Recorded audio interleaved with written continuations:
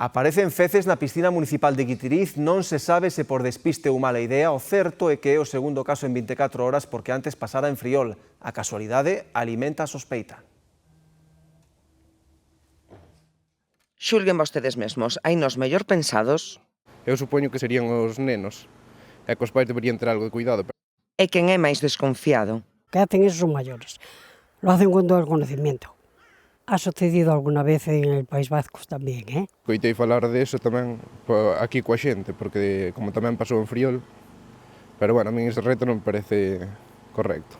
Guitiriz e Friol, unha piscina que pecha antes de que a outra poida reabrir por excrementos na auga. A casualidade alimenta a sospeita. Xa pasou o ano pasado, un reto viral dos que saen en redes sociales, no que parece que a xente divírtese facendo estas cousas. Coñécese como reto do marrón. E bo marrón que é? Primeiro, efectos de tratamento.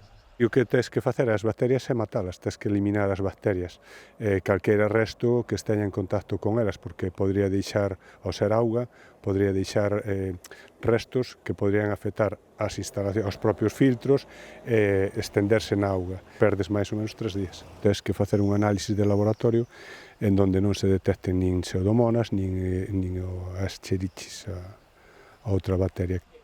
E marrón tamén para os usuarios, máis aínda en concellos do interior, coas temperaturas disparadas e con poucas alternativas de ocio. Pues te quedas sin nada.